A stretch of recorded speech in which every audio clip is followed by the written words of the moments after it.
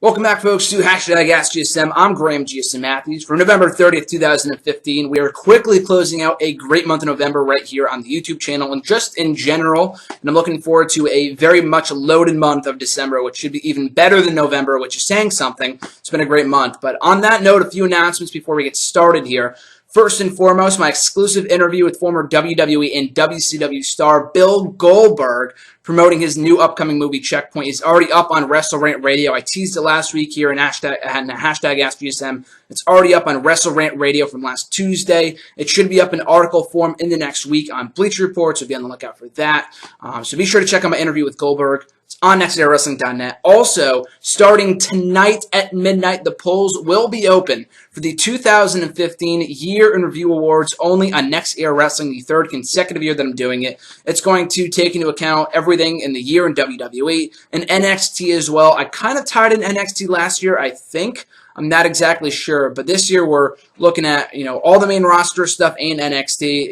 For the last 2 years, 2013 and 2014, I also included TNA stuff, but TNA's been pretty much dead. I mean, nothing against TNA, but not many people have watched it this year. Not many people have paid attention to it this year. It's just been a dead brand. I mean, more so than it has ever been in years and years and years.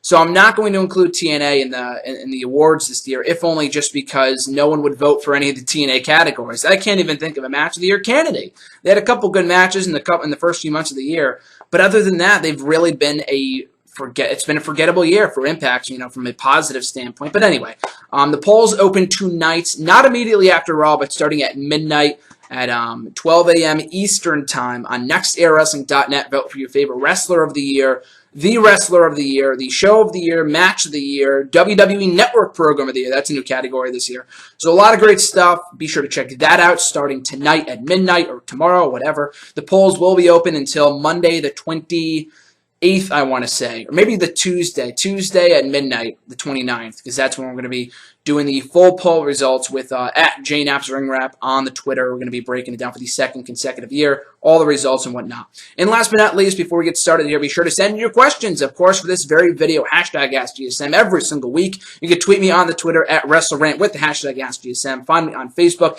Give the page an old thumbs up while you're at it and leave a comment on the wall or on the post I usually put up on Sunday nights at facebook.com/Graham.GSM.Matthews. And last but not least, be sure to leave a comment on this very video. I'll be sure to include your question in next week's edition.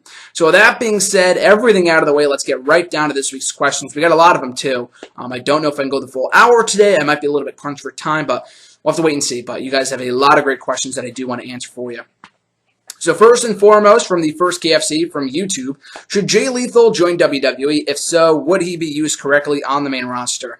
I've said before, I'm probably going to make a video or an article about it or something like that. People from the independent scene, from GFW, Ring of Honor, New Japan, TNA even, that I want to see in WWE, specifically NXT. Jay Lethal is one of those guys. I've been a fan of his forever. I mean, dating back to when he was first in TNA, 08, 09, when he was doing the whole Lethal Consequences thing with Xavier Woods, then known as Consequences Creed, when he was doing the whole feud with Ric Flair back in 2010. Those, I believe, were his breakout moments, and they never really utilized him to his full potential after that, and I really thought they wasted him. But if they're real, I'm not taking into account Ring of Honor stuff because I have not watched the full year, but to me, even more so than Rollins or anyone else, Jay Lethal has been the wrestler of 2015, in my personal opinion, from all of his work in Ring of Honor, reigning as the ROH television champion for over 500 days for pretty much the entirety of 2015, in addition to winning the World Championship over there in June and whatnot. The guy's had an amazing year in wrestling, and I would give the award to him if I was taking into account the ROH stuff. That said, to answer your question, I would like to see Jay Lethal in WWE, but then again, it really all goes back to the ever-asked question, would he be used properly, like you said, on the main roster? I think there's a better chance he gets used properly in NXT, more so than on Raw or SmackDown. You can also go back to, there's never been a black WWE champion since The Rock, and they have a terrible track record. I really don't think it has anything to do with race in this respect. I think it's same thing with AJ Styles. I just want to see AJ Styles in WWE, period. Someone else asked a question about that, which I'll get to soon. But it really all goes back to, would he be used properly? Just to see him in WWE would be awesome. But for some people, they'd rather see him flourish in Ring of Honor. So would I. but I just want to see him in WWE just once, just to say that he's been there and he tried it, and if it didn't work out, it didn't work out. I don't think they would make him a jobber, and I know they showed interest in him right after he won the World Championship, obviously, because he's the hottest thing in wrestling right now, in my personal opinion, Jay Lethal, that is. But I don't know if he'd be a world champion in the main roster, but I feel like if he was to sign with WWE, he would get over very, very quickly in NXT. That much is for sure. His second question, was Solomon Crowe wasted in NXT? Kind of going off that same note about being wasted in WWE NXT. I believe so. I mean, some people say they may have not really seen his full potential in NXT as a performer, whatever. I thought he was really good. I enjoyed Solomon Crowe. We didn't really see much of him, just from what I saw on the independent scene. His look, the hacker gimmick, I thought was awesome. They just didn't do anything with it, so which I thought was a real shame. But yeah, I thought he was wasted in NXT, which is really mind-boggling to me, if only because NXT is where you don't get wasted. I mean, you look at guys like Ty Dillinger, you look at guys like freaking Bull Dempsey, who are basically jobbers for life, but they have characters that people care about. And the people popped for him, and they liked him and all, but he never really had a fleshed-out character. Like, they flirted with the whole hacker thing when he first came to NXT, and then they abandoned it, and he was a babyface, and he was a heel sometimes, facing babyface. Like, it made no sense, you know? So I do feel like he was wasted in NXT, but he did ask for his release, so I'm glad he's happier on the independent scene. He's already made his return to the indies, so good for him. But it was a shame, because I was a big fan of his. I really wanted to see him succeed. I waited for so long for him to debut as the hacker gimmick, and I went into full depth about it here on the channel, you know, full in-depth with it on Wrestle Rant Radio, the clips on here on the channel from last week. But yeah, in short, I do think he was wasted in NXT. And his third question, who is the worst announcer right now in all of the wrestling promotions? Wow. I mean, I don't shit on the commentary as much as some other people do. It's not good, but I mean, I don't, like, hate the commentary. I think it could be a lot better, and there have been a lot better times, obviously, but it's not horrid to me. But if you asked me who the worst commentator in all of wrestling right now is, I'm not really a fan of Pope and Josh Matthews. They're not terrible. I just, you know, Josh Matthews comes off as so better than thou in his commentary. Like, he uses insider terms and calls people internet marks and shit. Like, just why? Why would you say shit like that? You know, it's so stupid. I wouldn't call him terrible, though. JBL probably. I mean, I'm not a Byron Saxton fan. I want to say him, but I feel like he's not the worst. I'm just not. I just feel like he's so bland. Like, I don't care about him. Tom Phillips, Rich Brennan, I think they're good. They're not amazing yet, but they're getting there. I feel like Tom Phillips can be the next Michael Cole, in my personal opinion. But they're both really good. I just don't care about Byron Saxton. I feel like he just tries too hard to come off as funny. He feels forced at times. Way too produced, maybe is the word that I'm looking for. But I have to go with JBL. I mean, it's really a shame because I was so excited when he came back 3 years ago to join the commentary team. And people were clamoring for it. And don't pretend like you weren't. And maybe not you specifically, but a lot of people from what I saw in the first half of 2012 and when he first came back, people were excited that JBL was back in commentary, but just because he's been way too overproduced, he's got Vince McMahon in his ear, making all these horrid jokes, and I still say this to this day, I've been saying this for a while now, ever since the Authority came around and he became like the cheerleader for the Authority, that's when he got terrible in my personal opinion. Like, he's still pretty bad and he makes bad jokes and it's just not funny, and they try way too hard to entertain themselves more so than call the fucking what's happened in the ring, call the fucking wrestling, you know, call the action. So I'd probably have to go with JBL. I mean, there's really not many other people I think that come close. Michael Cole, I guess you could say too, but I feel like he tries anyway. He's not great by any stretch of the imagination, but at least he tries, and they have way too many things to plug. JBL is just not good, and Jerry Lawler, I couldn't give two shits about him, but at least he's on SmackDown and not on Raw, so there is that. Matt Frankishire, 15, a year ago in the New Day debut, did you ever think they would be the most over people on the roster? Absolutely not. I mean, RJ and I have talked about this in the past, but there are clips, there's excerpts here on the channel from Wrestle Rant Radio from about this time last year of us discussing the New Day gimmick. And I just thought it was awful. I thought it was terrible. And even when we pitched for them to turn heel, which I thought they were going to debut as a heel faction, and they didn't, you know, even I said, you know, people have asked, I think one of you guys asked me in this very forum, if they were to go heel, should they use their same gimmick or should they become more aggressive? And I said more aggressive, like not a Nation of Domination kind of thing, but kind of.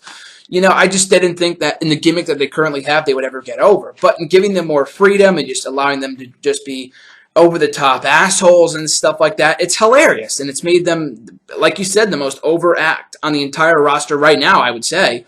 But no, absolutely not did I foresee any success for the New Day in their, I mean, in that, as baby faces, as heels, I thought they would be much better off, and which a lot of people predicted, and that wasn't really a bold statement, but I had no idea it would be in this form, I guess, in the form that they were doing. It's the same exact thing. I mean, they've talked about it in Table for Three. They've talked about it in Talk is Jericho. They've talked about it in various interviews that they are doing the same thing that they were doing a year ago, just, turning it against the crowd or just being way too over the top about it or, whatever it is. They just tweaked a little something and they became the most over thing in the entire roster as opposed to just the most hated because no one gave a shit about them as baby faces. So absolutely not did I see them ever getting over as the New Day, but it ended up working out for the better, and congrats to them. I love the New Day. I'm a huge New Day fan. So their second question, should Brock Lesnar versus Sheamus happen at WrestleMania this year?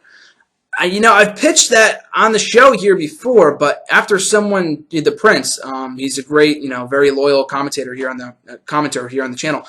So shout out to him. But he brought up to me that he wouldn't want to see it at WrestleMania. It's not a WrestleMania caliber match. And he made a good point. I could definitely see that not being a WrestleMania match, a WrestleMania level match. Even now that he's the World Heavyweight Champion, Sheamus, I just feel like that'd be a waste of Brock Lesnar. Like, I still want to see the match, and I feel like I said last week, we can get it maybe at the Rumble, and Lesnar, destroys him to win the title or something like that. I have no idea, but just as it currently stands with Sheamus, just the way he is, and just, even if they were to book him strong as all hell in the next 2 months, I feel like that wouldn't be a WrestleMania caliber match. It just wouldn't work. After Lesnar has faced The Undertaker, has faced Roman Reigns, who was, he's been a mid-carder, upper mid-carder for the better part of 2015, but I feel like he was even more ready than Sheamus is right now for Brock Lesnar at WrestleMania. He faced Triple H. He's had all these A-list opponents, and Sheamus, a guy who just no one cares about right now, unfortunately. It just doesn't stick out as a WrestleMania match. So like I said, I still want to see the match. Just maybe at the Rumble or before that. I wouldn't complain if it was at WrestleMania, but I feel like there's more money matches to be had with Lesnar at WrestleMania with guys like The Rock. I know he's not wrestling, but that's one of them. Like I've said before, maybe an Orton, but he's going to be out for a while, so I really have no idea. But I feel like Lesnar and Orton, or Lesnar versus anyone that's a higher caliber competitor than Sheamus, would have worked for him on the grand stage. Next question from Andre G, also from Facebook, or moving now into the Facebook questions. His first question was, which match would you like to see at WrestleMania, Sting versus Bray Wyatt or against Finn Balor? So I'm assuming you're talking about Sting and Balor and then Sting and Wyatt. So if I had to pick between the two, it's hard. Probably Balor. In theory, I would say Wyatt, but the only reason I don't say Wyatt is this, and that Wyatt is 0-2 at WrestleMania. The guy has to fucking win next year. I do not take the argument that, yes, he had 2 good matches with Cena and Undertaker in back-to-back years at WrestleMania. 2 of the biggest names in WWE history. Good for Bray Wyatt. But what was the ending outcome? He lost both times. So therefore, at WrestleMania, he's a loser. You know what I mean? And the guy hasn't been booked all that properly since, so it's not like he's going back into WrestleMania with a head of steam, So I just feel like that'd be a complete waste if they did Sting and Wyatt. It would be a great feud, but Sting, it's not like Wyatt can get his win back so easily, because Sting also needs to win. The guy's 0-2 on pay-per-view. He needs to win his next match. I know he won on Raw, whatever. But on pay-per-view, he's 0-2. So I'm not saying that WWE ruined Sting and the whole argument about that. That's a whole other rant for another day. But bottom line is that despite what I believe about Sting being handled, how he's been used so far in WWE in the past year, he needs to win his next goddamn match. And he cannot lose to Bray Wyatt. And Bray Wyatt can't lose to him. And you can't do a draw at WrestleMania. So that's why I wouldn't do the match. I'd rather go with Sting and Balor. Then Sting would have to win. I have no idea. It's probably a lose-lose situation because whoever Sting faces, he has to beat. And Balor, I feel like can sustain a loss more than Bray Wyatt can. Even if Finn Balor came on the scene and lost to WrestleMania, it would be a blow to his momentum, but it's fucking Sting. And Balor, I feel like it's going to be better booked than Wyatt. I have no idea, but if I had to pick between the two, probably Balor, just because I feel like Balor is not 0-2 at WrestleMania. Bray Wyatt is, and he would need to win in that case. And Sting, I don't know, he can't lose his next match. It's a whole convoluted mess, but that's just the way it is. So his next question, are you going to watch Global Force Wrestling? if they get a TV deal, what's the deal? I mean, I talked to someone last week from GFW, and who the interview will be up at some point, hopefully. And they said that the TV deal will be. I mean, it's still looming. They're still. I feel like is their biggest blow right now. Nothing's really going on. They have TV tapings. They have their champions, but just nothing's going on right now. So they really can't do anything about it. I can't watch GFW if it's not on TV or if it's not online or whatever. I would go to a show if there was one in the area. I like a couple guys in the roster, but they don't really come up to this area, so I can't. But that said, when they get a TV deal, I can't say I won't, because they said the same thing about Lucha Underground. T-shirt reference, baby. Pentagon Jr. Seattle Miedo. Pentagon Jr. is awesome, by the way. But, yeah, I said the same thing about Lucha. I didn't say I wasn't going to watch it. But I said, I'll check it out. It's not really something I'm too interested in. But, if I find the time, I know the show's in only an hour. It's not like Raw or SmackDown or Impact where it's like 2 to 3 hours, which is ridiculous. I couldn't digest another show that was an hour long, or more than an hour long. So I checked it out, fell in love with it. So if GFW comes around, I will definitely check out the first episode when they get a TV deal. And if I like it beyond that, then maybe I'll continue to tune in. But as of right now, I will not be watching it because it's not on TV. His third question, what are your thoughts on Kurt Angle's TNA retirement? So please note that he said in the video last week on Impact that he said he was retiring from Impact Wrestling, that his upcoming tour of the United Kingdom was going to be his last. But he did not say retirement from wrestling. He just said from Impact Wrestling. So that still leaves the door open for a WWE return. Kurt Angle wants to go back there for one last run. He talks about it all the time. He tried to go back last year. They shut the door on his face because they wanted him to work a more active schedule, which I think is complete bullshit. If you have guys like Jericho, Batista, RVD, all whom I love all three of those guys. But if they can work a part-time schedule, why not Kurt Angle, who is a bigger star than I believe all three of them, in my personal opinion? So why wouldn't you have him work a part-time schedule too? Even if it's just wrestling. I mean, I don't know if you would give him the Undertaker deal where he just wrestles once a year, but I don't even know if I would have him wrestle on Raw. Just have him wrestle once in a while on pay-per-views and whatever, and I feel like he'd be fine because he's still working. He's not working every day now. Don't put him on the house shows. That's fucking ridiculous. This guy's his body's been beat to death. Why would you put him on all the house show circuits and whatever? Anyway. But, yeah, I feel like it's fine. And someone else asked the question about Kurt Angle, which I'll get to in a couple minutes. But I'm happy because he's really done all that there is to do in TNA. He had a good final run as world champion before dropping the belt, putting over EC3 a couple months ago, earlier in the summer. So that's really it. I mean, I'm not, TNA needs all the star power they can get, but if he's leaving Impact, they have nobody. They have fucking Jeff Hardy, and that's it. They have EC3, they have Drew Galloway, but they're not established stars yet. EC3 was getting there before they took the title off of him. And once Kurt Angle leaves, the Hardy Boys are the only ones left, and they might be leaving too. Their contracts, I believe, expire in January, so we'll see. But yeah, I think it's fine. I think it was time to leave TNA anyway. He should have left years ago, so he can go back to WWE. But like I said, WWE didn't want him, so we'll have to just wait and see. He will be back at some point, just maybe not as soon within the next year. I think he said he was going to be taking a break from wrestling first before. He flirts with the idea of going back to WWE or doing another promotion or whatever. So we'll see. His final question here, what is your favorite Sheamus match?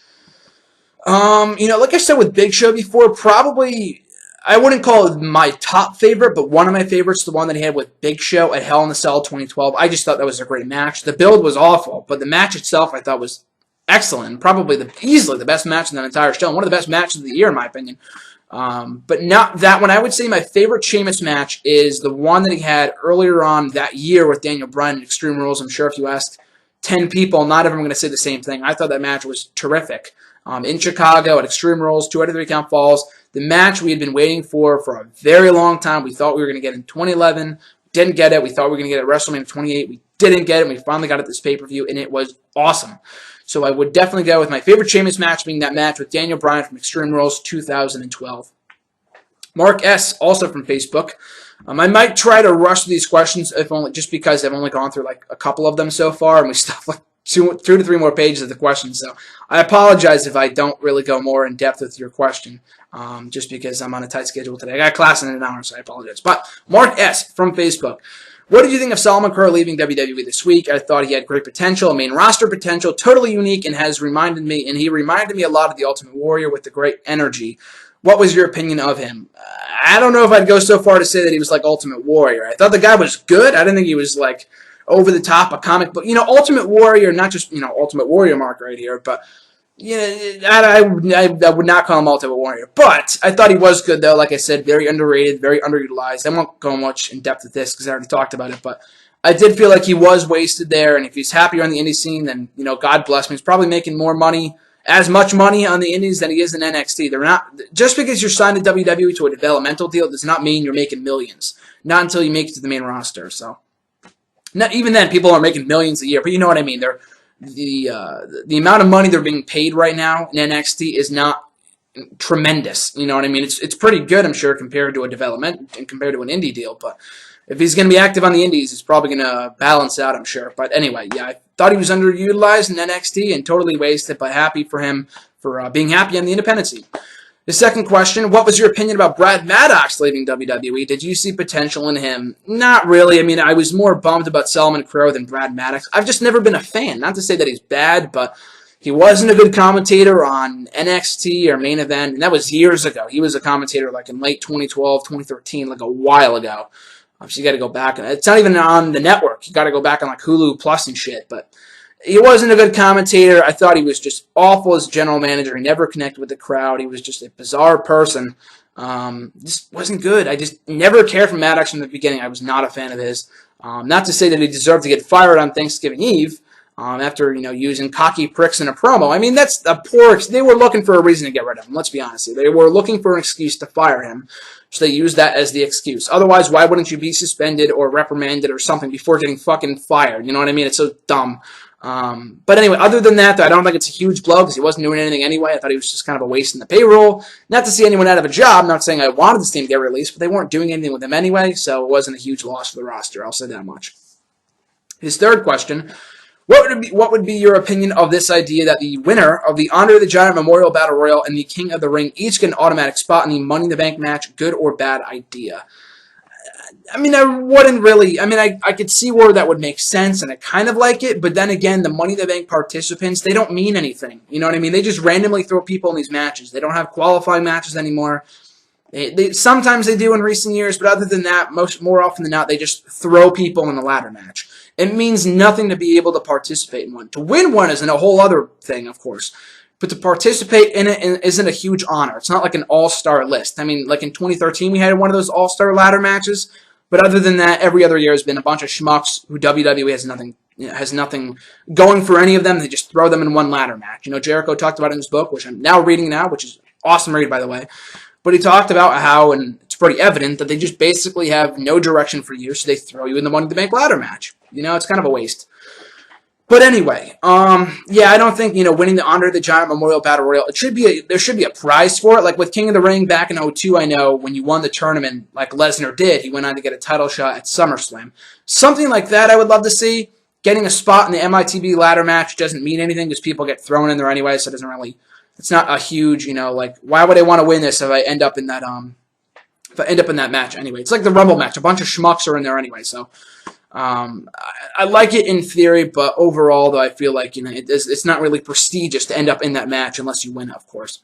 But his next question: who would you like to see face Triple H at WrestleMania? Personally, I'd like to see him face Dean Ambrose. Do you think that could be good? That would be a great match. I just don't think that's going to happen. I don't think they have. I hate to say it, I feel like they know Dean Ambrose can be a top player in this company. But I don't know if they see him on the level as... I mean, then again, Daniel Bryan faced Triple H at WrestleMania 30, so who knows? But anyway, I don't know if they see Dean Ambrose on the level of like a mega superstar, like a Sting, or Brock Lesnar, or an Undertaker, or John Cena, all these people that Triple H has faced over the years. I mean, they put him against Sheamus a couple of years ago, but that's only because Sheamus was like his workout buddy. So, of course, he's going to face him in WrestleMania, Like I said, Daniel Bryan, obviously on paper, if you told me that 5 years ago, I would have never believed you. But just that was merely because he got so over, they had no choice but to put him in that match and in the main event later on that night. So, Dean Ambrose, unless there's the huge lunatic fringe movement in the next couple months, I don't see that happening. Would be awesome. I think it'd be cool from a storyline standpoint. But right now, I'm putting my money on a Roman Reigns Triple H match, which I'm also looking forward to. They've been building for this for over a year and a half now, a very, very long time. So it should be a good match, but Ambrose would be a great fit too. I just don't see it. I just don't think it's going to happen. And his second to last question: are you doing an article about WrestleMania predictions? I did a couple months ago for Hidden Remote. I wrote down my top 10 dream card, like top 10 matches I would love to see happen in WrestleMania 32. And of course, that was before all the injuries and all the other bullshit went down, so none of them are going to happen probably. But as we get closer, I mean, I give my predictions on the card. I do that like the weekend of WrestleMania, but what I think is going to happen, I've been talking about it here. I did that article a couple months ago, so I probably won't do anything above that, more than that, but we'll see as WrestleMania gets closer. Sometimes I like to do a dream card, but I also, like I said, just did one a couple months ago, but that was before all the injuries. I might do an updated one, we'll see. And his final question, Jim Ross said during the week on his podcast, Dolph Ziggler should take a break for 6 months and should be repackaged. I just think he needs a big win to turn things around. His matches are usually really good. What would be your take on this? Does he need to be repackaged, or is he good the way he is and just needs a big win? We already went through this. Nothing against you, Mark, but I'm just saying, like in general, that people think that if Ziggler gets another break, if he gets another shot at the World Championship, and this is coming from a massive Dolph Ziggler fan, but the guy has been to the peak. His career has peaked. The guy won the main event Survivor Series, and they had a huge opportunity to finally solidify him as a main event star, and they fucked it up. They made him mid-card for life beyond that point. Coming into the new year, the first Raw of 2015, he loses the IC title in a shitty match against Bad News Barrett, and then he went on to do nothing. He has done nothing in the fucking 11 months since.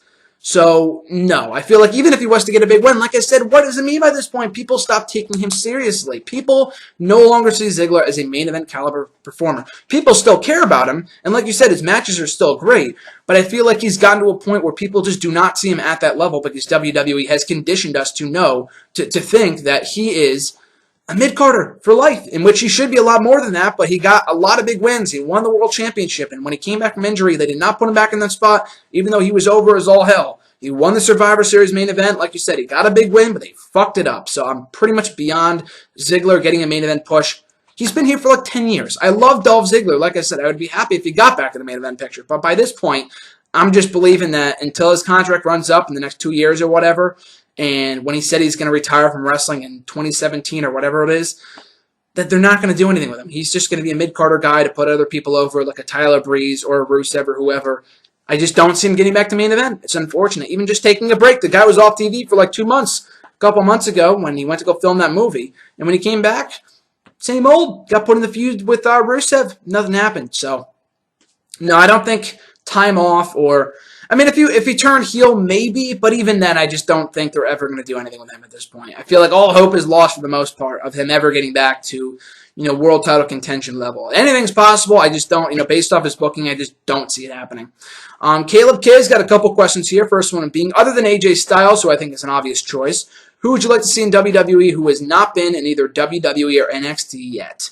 So like I said, I'll probably do a video on this or an article or something like that because there's a couple names. The Briscoe brothers would be awesome, if not just Jay Briscoe because he's great. I feel like he's one of the shining stars over in Ring of Honor. I know they were interested in signing him a couple years ago, I think, but he got in some hot water on Twitter and he made some remarks about gay people or whatever. He was a homophobic or whatever it was that cost him a shot or cost him a spot in WWE.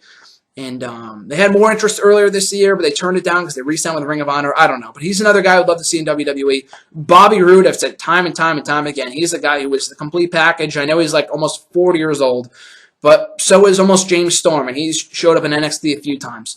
So I don't think it's too much out of the realm of possibility to see Bobby Roode in NXT alongside James Storm in a beer money reunion or soda currency or whatever the hell you want to call them. So Bobby Roode above and beyond, like you said, AJ Styles is an obvious one. Adam Cole, obviously, that guy is amazing. Him, Nakamura maybe. There's a couple guys, in all these different companies that I would love to see. Bobby Roode. So yeah, like I said, AJ Styles, Bobby Roode, Nakamura, Adam Cole, Jay Briscoe are just a few people I would absolutely love to see in WWE. And his second question, better Edge theme song, Never Gonna Stop or Metallignus? I never knew how to pronounce that, by the way. Metal Ingus. Is that what it is? How do you pronounce that? Because it's a weird name. I don't even know what it's, I have no idea. I would love for someone to correct me on that, either on Twitter, Facebook, or in the comments. I apologize for sounding like a fool, but I just don't know how to pronounce it. I'm sorry, but anyway, no-brainer, easily the latter one. I'm not going to try to pronounce it again, but the one he currently uses. Never Gonna Stop by Rob Zombie was not, he wasn't a bad song. It was a pretty good song, so it's not, a complete, it's not a complete, it's not a very easy question because you could choose either one and you would not be wrong. I'm just biased because I grew up on that other song, in Edge, and I started watching in '08, so I only really knew that other song, and the only reason I knew of Never Gonna Stop was watching stuff on the network from '02 and '03 and whatever. I just thought, the latter song was just so perfect for him. So was Never Gonna Stop. It kind of cemented him as a single star over on the SmackDown brand, but the Alter Bridge song, I thought, is so awesome, and I still listen to it. It's a great song, so absolutely the one that he uses today. Justin G., also from Facebook, buy or sell Kurt Angle's WWE career or Kurt Angle's TNA career? Tough question. I'm pretty sure Salamonster answered this. I know he answered like Jeff Hardy WWE career or TNA career and buy or sell. This is his segment, so I don't like to steal it, but if you guys insist me doing it, then I'll do it. But, push, repackage, release is kind of our thing. I don't like to steal like other gimmicks from other people. Not to say that Justin's stealing, but it's still a valid question. I'm just saying, I'm pretty sure he's already answered this question. But for me, if I had to choose, I got to go WWE career. And I'm not just saying that, I'm a WWE mark, he hates TNA. I think his TNA career has been tremendous. He's been in TNA longer than he was in WWE. And he's had a lot of great matches in TNA, but there came a point where he just kind of blended in amongst the rest of the competitors in TNA. He was special for a few years, I would say maybe up until '07, '08. But then beyond that point, he had a lot of great matches. He had a couple great matches with Bobby Lashley, earlier this year, to his matches with fucking Mr. Kennedy, Mr. Anderson of all people in 2010. The matches he had with Jeff Jarrett I thought were really good, which you would never think they would be, but the matches they had in 2011 were great too. I just think that, while he's a great wrestler, I don't even know if I would say he's had better matches in TNA. I just think that the stuff that he did in WWE, even though he was not there as long as he's been in TNA, just he had everything. You look at his WWE career and his TNA character too, and they're like two completely different people, his WWE persona and his TNA persona. The WWE persona, I know it's more sports entertainment, but he was funny, he was entertaining, he had great matches, he had great feuds, he put people over, people put him over, had a lot of great title runs. He had some great title runs in TNA too, but the flippity flop of the babyface heel, and I did that a lot on WWE too, don't get me wrong. It's just, I don't know, if you look at the two careers, what are you going to remember more? His matches with Abyss or his matches with Brock Lesnar? I know that's really no comparison, but the matches with Samoa Joe for TNA were legendary. And he had a couple good feuds, a handful of good feuds from that point forward, but in the wide spectrum of things, I feel like he had more breakout moments in WWE. His first year in the company, he was European champion, Intercontinental champion, WWE champion. He was the hottest thing in the fucking company at one point, 2000 and 2001, as part of the Invasion angle. A huge title win, Unforgiven that year, already a 4-time world champion, a couple years into his WWE stint. Won the first and only 6-man Hell in a Cell Armageddon match from Armageddon 2000. Multi-time world champion, world heavyweight champion. The amazing matches he had on SmackDown with Brock Lesnar in 2003. The matches he had with Edge in 2002. '04, the matches he had with Eddie Guerrero. And '05 with Shawn Michaels. The list goes on and on and on. And while he had some great matches in TNA, don't get me wrong, just none of them, not too many of them, I should say, stick out as much as they do in Kurt Angle's WWE career. The matches that I just mentioned with Lesnar, Eddie, Shawn, and Edge in those couple years in the early 2000s, and Triple H too in 2000 and 2001. So I'd easily go with the WWE career just because he was an all-around better performer, like entertaining-wise. He was maybe even a better wrestler in TNA, but gotta go WWE career. When you put the two side by side, I feel like you will remember more his WWE career just for the few matches he had as opposed to TNA. And his second question, every single year at the Royal Rumble, the WWE always brings in 4 to 5 WWE Hall of Famers to be special entries. Do you think that the WWE's 2016 Royal Rumble should be shaken up a bit with NXT superstars being involved instead of legends? It would be nice if we got a little bit of both. I mean, in past years, we have gotten NXT guys. In 2013, we had Bo Dallas. In 2014, it was Rusev. Last year, or this past year, we didn't get anybody. But I hope that changes next year in Orlando. They're going to be an NXT country. They would be fools not to put an NXT guy in the Rumble in Florida. Whether it's a Balor or a Joe or a James Storm or Baron Corbin, whoever, it would be great to see an NXT guy in the Rumble. But that doesn't mean you can't do legends. You can absolutely still do alumni and legends and stuff like that. Those are always great. I love the surprises this year. We got the fucking Boogeyman, DDP, and Bully Ray, or Bubba Ray. And they were all awesome, and I loved every single one of them. So every single appearance from those guys in the Rumble this past year. So yeah, I think it can be a nice little a mixture of both. Put in an NXT guy or two, and then you put in a few a few Hall of Famers, a few alumni, and to take up 5 or 6 spots, like you said, and give the rest of the spots to the current guys who deserve it. Next question of his is, do you think Ray LaPon, a.k.a. Leo Kruger, a.k.a. Adam Rose, needs to return to the Leo Kruger persona in order to get back into relevance? If you asked me a year ago, I would say yes, but at this point, he's had so many gimmick changes, and you would never know because the guy's never on TV. He's on SmackDown and Raw for a cup of coffee from time to time, but more often than not, he's on Superstars, the main event. They're just constantly trying out characters, and it blows my mind of all the characters they've done with him, from Adam Rose, the partier, to the party pooper, to hot steamy poop, to Crazy Bunny and abusing the bunny, and an emo, and all this other weird ass shit in the last couple of months alone. I feel like they never tried Leo Kruger. Of all the things they could have turned him into, they did not do Leo Kruger, which is mind-boggling to me. Just because he wants to be Leo Kruger. I mean, that's not always you don't always give in to what the talent want, but he wants to be Leo Kruger again. They just won't let him do it because, I don't know, they have other plans, which is nothing, I guess, because he hasn't been on TV in forever. But anyway, I don't even know if a Leo Kruger return could do anything for his career. He's had so many gimmicks, and people just don't care. They've been conditioned to not care about this guy. Look at Curtis Axel, who I still say, after all the losing he did to CM Punk, and I don't put that on Punk, I put that on creative for putting him in that position. But when he transformed from Michael McGillicuddy to Curtis Axel, they expected people to care about this guy overnight. And while, some of the booking decisions that they made with him were completely forgettable, like, why would you do that? A lot of head scratchers with his losses to CM Punk and various others throughout the summer of 2013. That's why his IC title reign was very forgettable. People just could not shake the feeling the guy was a loser from his Michael McGillicuddy days, because he had been that character for 3 or 4 years by that point, so they were conditioned to look at him a certain way. The guy lost to Sin Cara the day before, the week before he became Curtis Axel. So why would I care about him? You know what I mean? So, anyway, yeah, I don't know if a Leo Kruger return could do anything for him at this point. It's worth a shot, don't get me wrong, but after the whole flop of the ESPN special, and I mean, their inability to capitalize on the positive momentum that he had, I just find it completely asinine that they're not doing more with him. And at this point, I have no idea what else they could do to make people care about him again. A Leo Kruger return would be nice. It'd be something new. I'm not saying don't do it. I just wouldn't hold out hope and saying, oh, if Leo Kruger comes back, he'll finally be used properly. It's not quite the case. We'll just have to wait and see.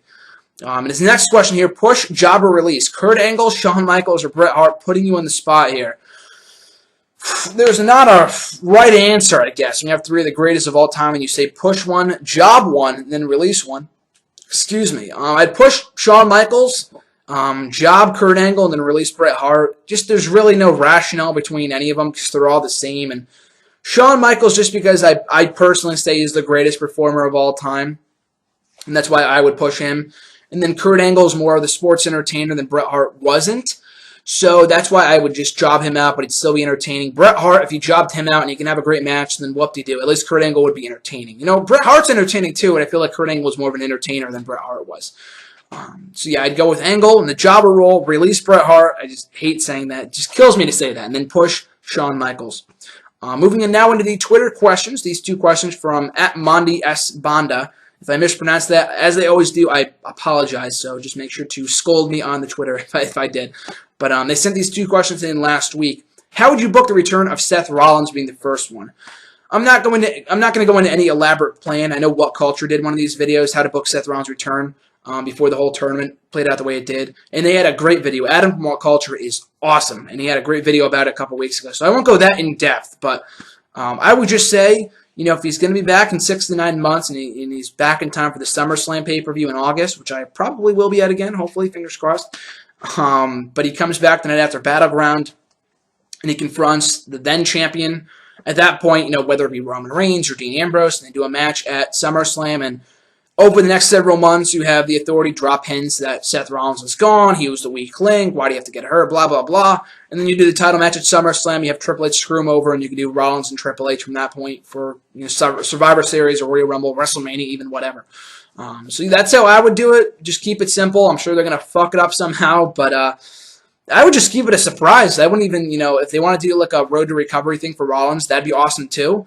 But I would just have it be a surprise, just because I'm a sucker for surprises. That's probably, just more so than anything else. But yeah, I just have it be a surprise, have him come back the night after the Battleground pay-per-view or whatever the July pay-per-view will be next year in time for a match at SummerSlam. You know, if he's ready, though, if he's ready to wrestle at that pay-per-view, who knows? We'll have to wait and see.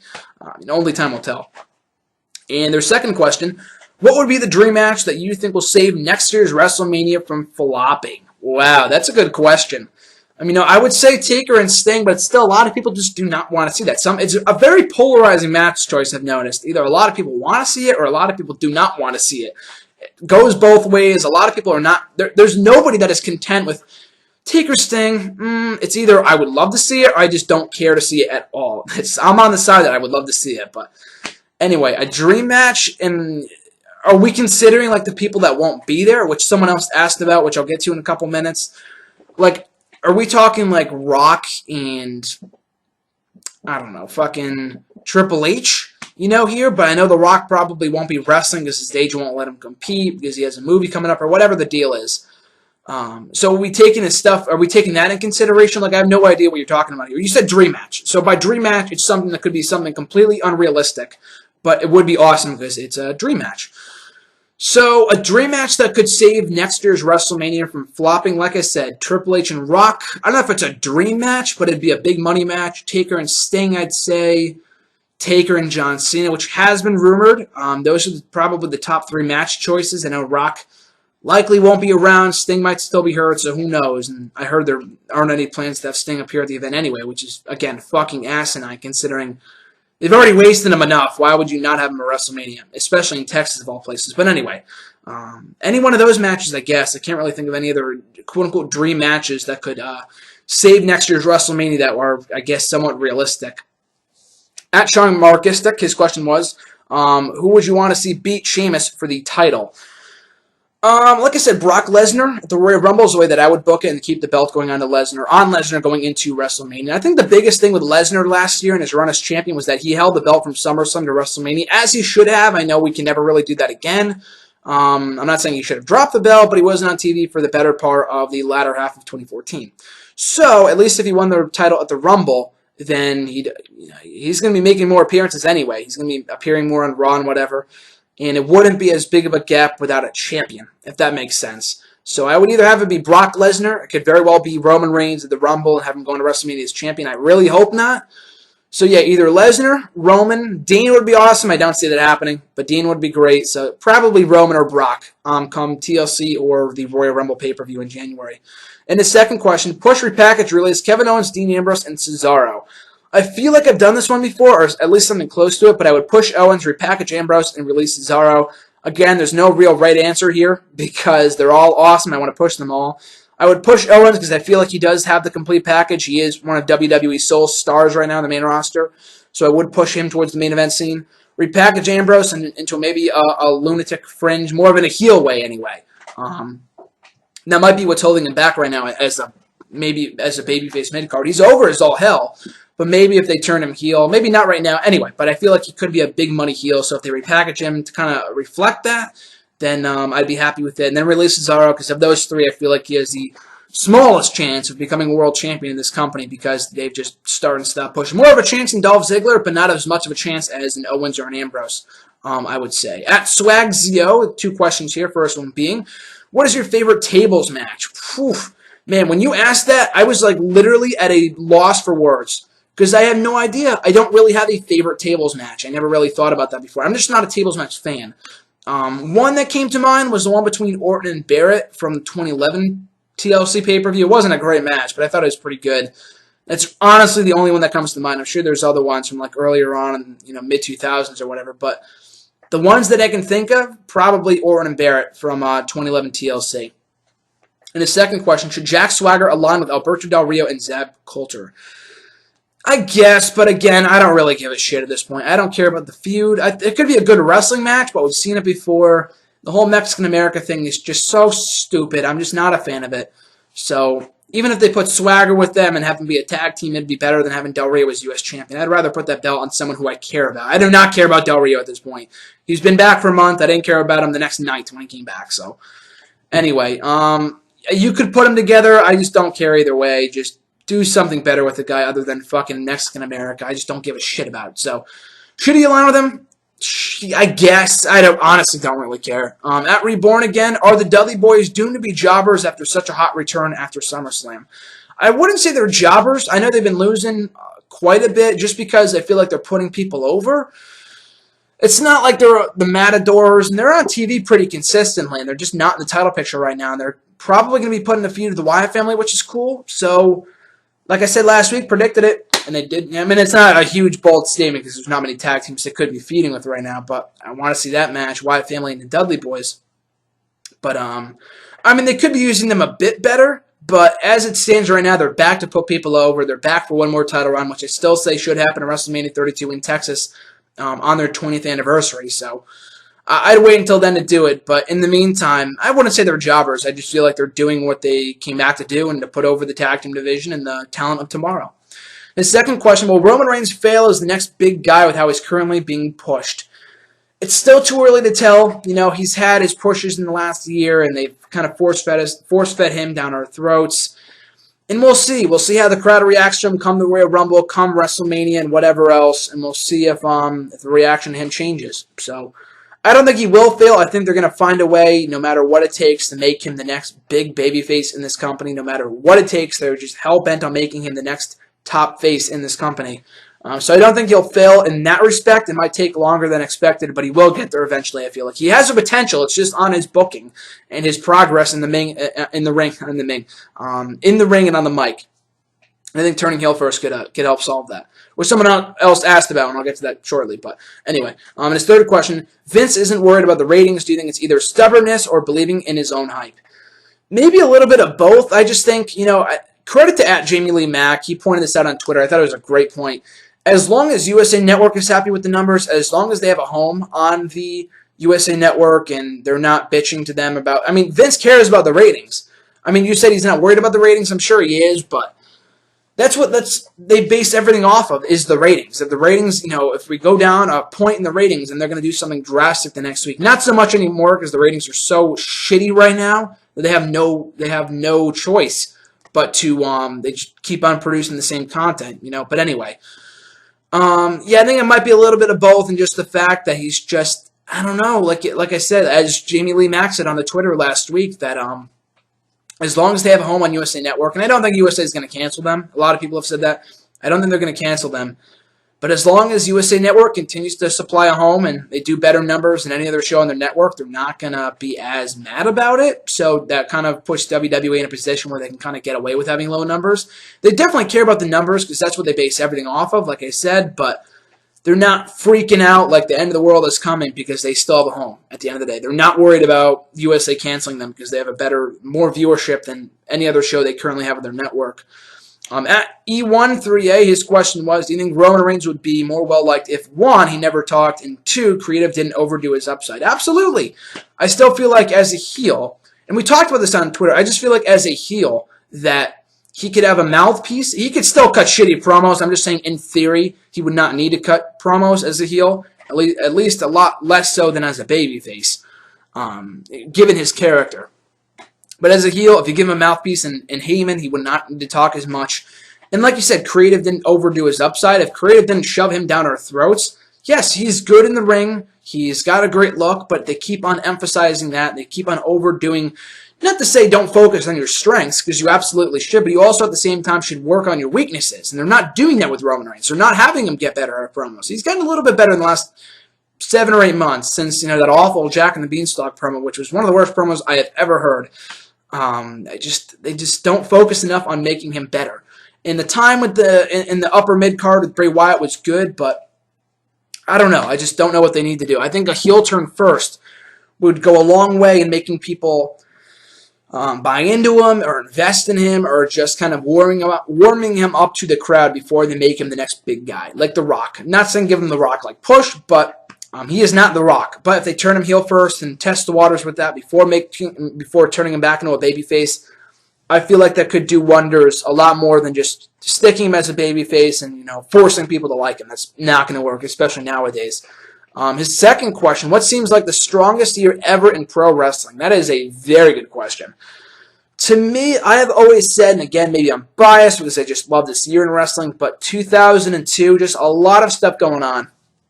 I know the NWO return was a bust earlier on that year, but you had Stone Cold Steve Austin, after almost a year away, come back to the company. A pretty good WrestleMania, an amazing SummerSlam, an amazing Survivor Series. Triple H came back, had one of the hottest returns in Raw history. The debut of the brand split, TNA debuted. I don't know if you can call it a good or a bad thing, depending on who you talk to. The birth, I believe, of Ring of Honor, the debut of the tag team titles, the return of the Cruiserweight Championship. Just a lot of stuff going on that year. A lot of stuff. The retirement of the European and hardcore titles. The end of the invasion already ended, but this was kind of the official kind of kick it back up. And the debut of John Cena, Batista, Orton, Rey Mysterio, and Brock Lesnar. Shelton Benjamin. Just so many people. So many people debuted that year. I would have to go 2002. You could say like one of the Attitude Era years, but I feel like there's been a lot of lows during those years too. Yeah, you could say 98, like the best year for their business, but from a storyline standpoint, like that WrestleMania was not good, in my opinion. It was an okay WrestleMania, but it was not a great WrestleMania from top to bottom. Same thing with 99 and 2000. 2000 is up there too as one of the best all-around years in wrestling, just because it was a lot of fun. And that was the year that Stone Cold was out. And, Triple H and The Rock were given the ball, and they fucking ran with it and had an amazing series of matches throughout the course of 2000. But I'd have to go 2002, all things considered. You can also say like 05. Just all around, strongest years, or either 85 when the business was booming, the wrestling business was booming. But yeah, I'd probably say 2002. Just all things considered, from the debuts, amazing events, great creative, the debut of the brand split, everything was just firing in all cylinders on both shows. It debuted a lot of brand new stars. A lot of new stars rose up in the ranks. So I'd probably go with 2002. 2000 is up there, but 2002 for me leads the list. At Scarlet 1, this is a little late, but NXT TakeOver Brooklyn ended with all babyface winners, and seeing as how a 13,000 person crowd cheered them. Basically, that it's not about the crowds these days cheering heels over faces because of smart mark irony, but really the WWE, or maybe just Vince, just can't figure out how to have a babyface wrestlers, or to have babyface wrestlers that fans actually like to get behind. You bring up an amazing point. You're absolutely right. NXT fans are some of the most smarkiest fans out there. You look at Full Sail University. Fucking love Full Sail. Loved Brooklyn. I was there, but they're smarky. They're a smarky bunch. That I don't like to use the word smarky, but that's basically what they are. That being said, like you said, we had all babyface winners win on that show. We had Finn Balor, Bayley, Vaudevillains, Samoa Joe, Apollo Crews, and the crowd reacted amazingly. I was there. Like I said, everyone reacted positively to all those people. And it's not like, they have a strong gimmick, like Bayley's beloved, or Finn Balor is like an IWC favorite. The Vaudevillains, last time I checked, were not IWC favorites. They were not, like, beloved by the internet wrestling crowd. They liked them, but they're not, like, beloved. And they beat Blake and Murphy. When it really should have been Enzo and Cass, they could have easily shat all over the match and said, we fucked this match. Enzo and Cass are in here, and I'm not going to care about this match. No, they cheered on the Vaudevillains, and they gave them an amazing pop when they won those belts. Maybe they were just happy to see a title change, but they were red hot for, more so Blue Pants and Vaudevillains, but they were still hot for Vaudevillains when they won the belts and throughout the entire match. So it's not a case of that at all. Like you said, Vince needs to take a page out of NXT's book and learn how to book babyfaces that people can care about. And me and you have talked about this before. You tweeted me a lot about this, and I absolutely agree at Scarlet One that babyfaces, and you've asked questions about it too before here on the show, and your next question is about it, but about how babyfaces in WWE, they're not babyfaces. People gang up on heels and whatever. Ziggler's a total dickhead, yet people still cheer for him because he's great in the ring, and then we have cool heels, and all this face morality, heel, face, the line is just so blurred that you have no idea who's who and what's what, and whether the sky is blue in WWE anymore. It just doesn't make any sense. And NXT, that's what I feel like they do so well of doing, is that establishing a babyface and a heel. Samoa Joe is not playing to the crowd. He came out, beat the living shit out of Finn Balor, signed the contract, and left last week. He didn't play to the crowd like, oh, look at me, I'm so cool. Kevin Owens kind of did that, but at the same time, he would go the extra mile to insult the audience. So, can't really say that he was one of those cool heels either. So, I feel like NXT does that so amazingly well on the main roster that, not on the main roster, I'm sorry, on NXT with their wrestlers that, like you said, they build baby faces that the fans can get behind and that we give a shit about. Not baby faces who break the rules and whatever. But anyway, Their second question, like I just kind of said, on that note, how come NXT seems to get the face-heel morality system a lot more than their parent company? Triple H is a very old-school guy. Vince does not care about babyface and heels or anything like that. There was a report not too long ago that said, oh, the whole face and heel thing is going to get thrown out the window. What? It's pro wrestling. You need good versus evil. If you do not have that dynamic, your whole formula is thrown out the window. You cannot go without baby faces and heels.